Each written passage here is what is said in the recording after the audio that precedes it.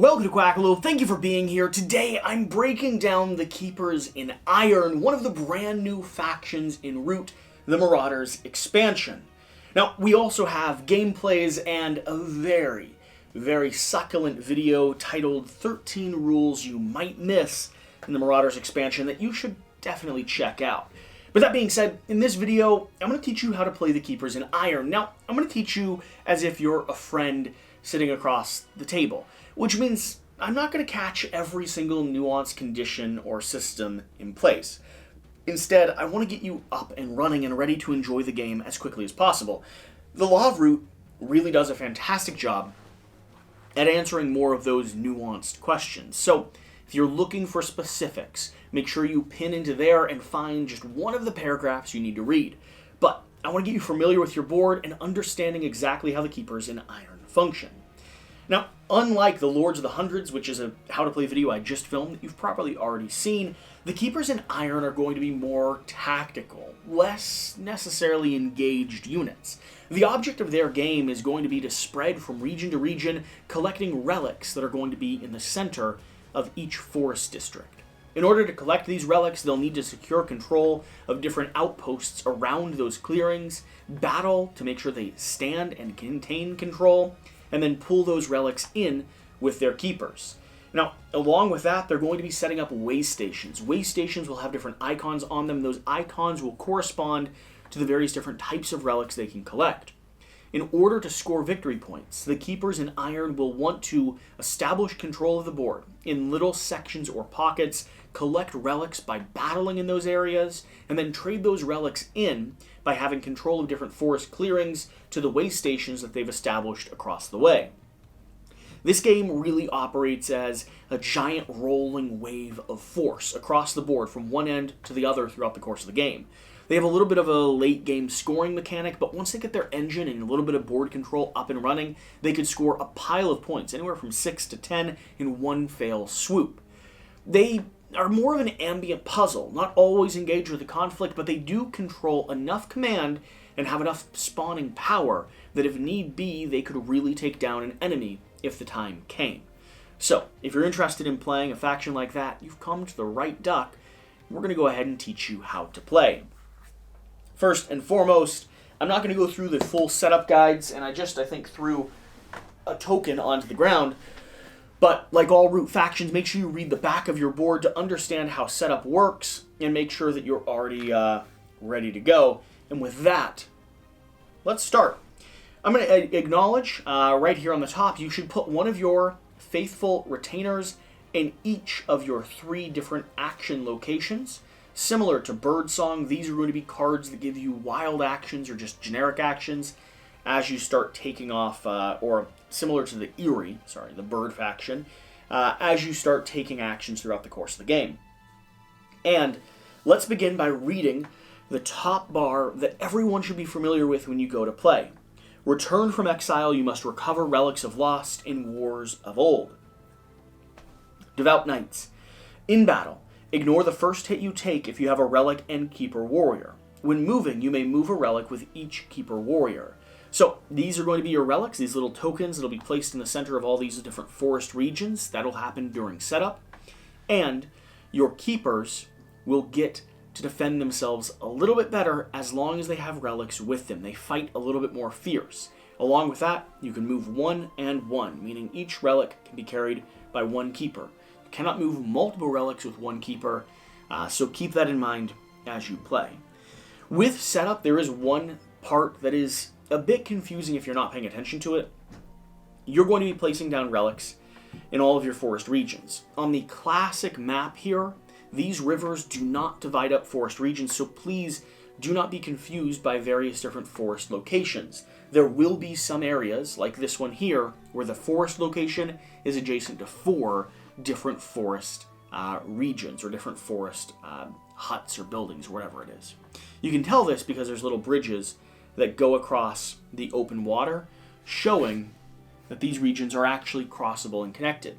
On the back side of this board, the winter region, you'll have a raging river, and that does actually divide the forests. So keep that in mind. Along with that, as you place down these tokens randomly, they must all be placed down randomly. Even the second set that you place down in forest regions that are not adjacent to your starting location, still make sure someone does that randomly. You don't get control over where those go. Okay, so we were talking about Devout Knights. You ignore the first hit you take if you have a relic, making it harder for you to be destroyed, and when moving, you may move one relic with one keeper. Prized trophies. When an enemy removes a relic, they put it value face up in any forest and score an extra point, meaning relics are worth 2 points for being taken off the board, and when they're removed, whoever took them off will choose the location to drop them in, number side face up, giving the keepers a little bit more information because it is something they'd be able to remember, and, of course, making relics a very, very hungry target for players around the game. There's a lot of valuable victory points if you aren't cashing relics in quickly or efficiently enough. Or if you find yourself in a position where you have some relics, and maybe your way station has been destroyed, and you're trying to run across the board to place them back down. Okay, let's start working through our board here, and I'll walk you through just like you would be playing the game. Birdsong. First, in camp, once per clearing. Remember that. It's not once per game or once per round. It's once per various different clearing you're in. You may replace a keeper warrior with a way station. If neither is on the map, put both in a clearing on the map edge. So, if I want to put a way station down in a location, I can take one of my keepers off. Let's find a spot that needs some. I'll spin some people here. I can take one of my keepers off, grab a way station from the bottom of my board, and place that down in a forest clearing. Now, these way stations are double-sided, and the icon in them will correspond with the relic that you're collecting. So make sure you double-check which side you want to place face up, and then go ahead and stick it on the board. And again, I can do that here, here, all the way up top there, however many times I want, once in each different clearing I'm in. Then, second, decamp. Once per clearing, you may replace a way station with a keeper warrior. Meaning, if I'm done with this way station, I can pop it back off the board, making sure to place it back over top of my card draw icon, meaning I will draw less cards at the end of the round in evening phase, and placing a keeper warrior down in that location. They sort of pop open camp and then close up shop when they don't need it anymore. Now, you have to do those in order. You cannot move except for a delay between rounds. So it's not like you can pop one off and pop one back on afterwards. It's not how that works. Third, recruit. For recruit, you can recruit any number of times. Spend a card to place 2 warriors in a matching way station. So that means you can spend a card to place 2 warriors out onto the locations where you have your way stations on the board. Now, the card does need to match with the forest location you're spawning into, so your rabbits, your mice, and your foxes, or your birds, give you more control over the board. So when you're thinking about where to place your way stations, consider what cards you have in your hand, and how you might be able to take advantage of that card draw, or placing people down. Because again, a big object of your game is not going to be dominating forest regions, but at least having control of a lot of them. Now we're going to move to daylight, so Birdsong is over. Craft using way stations. Every way station you have, up to a total of 3, will be in various forest clearings, and those clearings will count towards the crafting supplies you need to spawn some things. Number 2, act with retinue, from left to right. For each card, you may take the listed action, but if you want to delve in a clearing that has an enemy, you must battle there first. So, unlike the Eyrie, you do not have to take every action available to you. However, just like the Eyrie, you will be programming, and you must resolve your program, move first, battle and delve, and then move or recover. Move is very simple. Move is just a classic move. You'll be selecting a card indicating where you're going to be taking your move action, and you must move from the designated clearing to another one. Just remember movement rules, we should have it fine. Battle and delve. Battle and delve is going to be how you pull relics from clearings that you're adjacent to. So, this is how this works. If you rule with a keeper warrior, flip up and move in a relic from an adjacent forest. Discard this card if you rule fewer clearings adjacent to that forest than the relic's value. Here's where it gets a little bit complicated or confusing. If I battle here in this clearing, and I take off, let's say, a cat, and they take off one of my keepers. Good, solid, even battle. I then get to choose an adjacent forest clearing with a relic, and I get to flip and reveal that relic and pull it into the clearing with me. Now, if I am trying to delve in a location where there are other warriors, I must battle first. Meaning, if I wanted to delve with this group here into one of these forest regions, I would have to battle the Corvid in order to take that action. Let's go ahead and demonstrate that. I will battle up here. We both take one off. I still have a keeper warrior here, so that means I go and I will flip one of these relics and pull it into this location with me. Now, the good news is that that is a 3, meaning that's going to be worth 3 victory points when I finally claim it. The bad news is that I only control 1 of 4 possible clearings around that relic, around that forest, which means the card that I used to battle and delve is going to be removed from my timeline. It is important to indicate which card you're using and then pay the price if you need to. That card's just gone, set out of the game, but now I have a very fancy relic, which is nice. The thing you're really looking to do could be demonstrated down here, for instance. Let's go ahead and make sure we have control of some of these regions. Here in this location, I have control of all 3 adjacent forest regions. So, if I decided to battle the cats here, just knocking off one of their tokens, I then could delve, flipping this. This shows a value of 2. Because I own all 3, I do not lose a card from my retinue. This gets pulled in, and then I can move that to a way station or spawn a way station there in order to claim that relic. So, that's how battle and delve works.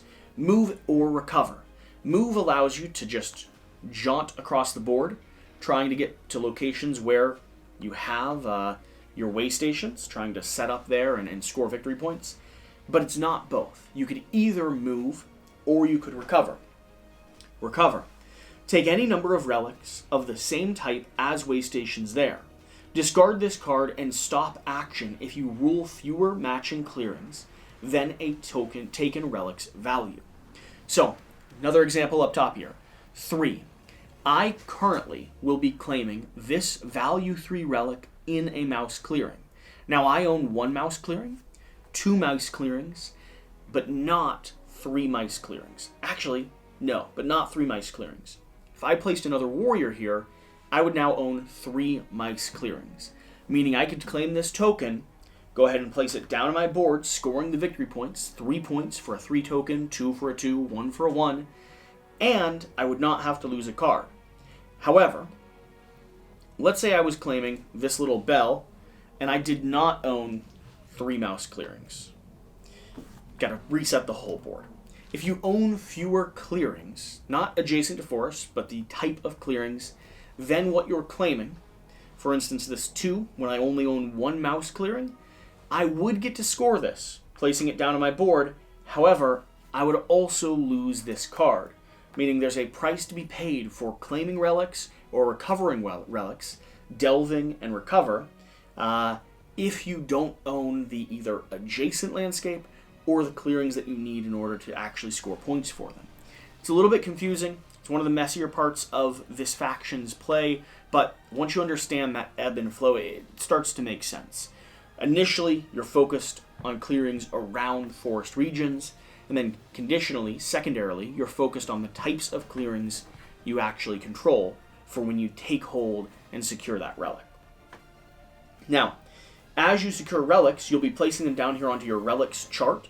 You'll score VP equal to the value of the relic that you've collected, and then for every set of 3, for every column that you've collected, you'll score an additional 2 victory points. That's your main way of scoring points throughout the course of the game. After that, after we've resolved our retinue up here, we're going to evening.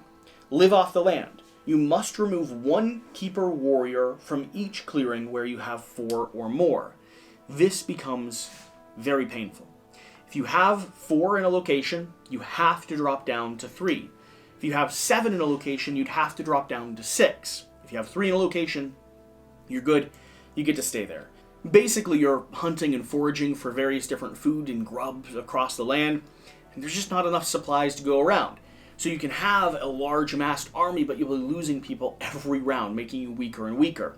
Meaning that spreading and controlling, unless you're doing one powerful assault, is really the way to go. Or protecting a lot of relics, for instance. 2. In the evening. Gather retinue. Up to 10 total cards. You may add any number of cards from your hand to your retinue, or you may shift one card in it.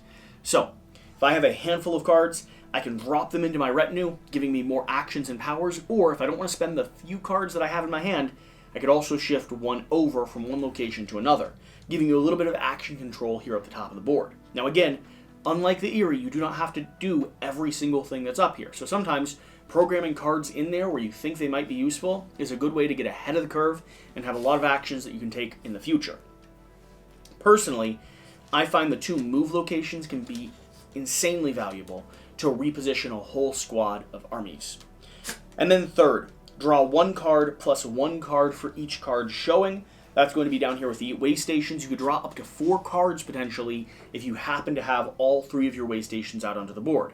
The Keepers in Iron have a lot of card draw, meaning you don't need to be too careful with the amount of cards you have as long as you've taken this action. And then discard down to 5 cards. And that's the core flow. The Keepers are a bit weird. They're set off from the main battle, they're looking at securing, and like I said, they kind of move as a wave across the landscape. The big part of your game is going to be securing forest regions, gaining those victory points as you slowly turn those relics in at your way stations, and scoring large chunks of points when the time comes. Now, your biggest weakness is going to be the fact that you kind of need to move and deal with everyone throughout the course of play. So figuring out where pockets are opening up or where people are weaker so you can sweep in, defend them a little bit, but also establish control is a great way to play. For instance, the Marquis, they don't really care if you're around as long as you're peaceful and only have control in areas that don't mess up their line. Or over here with the Lord of the Hundreds, they want to burn the forest down. Well, if you sweep in behind them, you can sometimes grab some relics out of the forest before they've even noticed. And with that, that's a how to play video. Thank you so much for watching, and stay tuned for more Root content. We'll see you next time.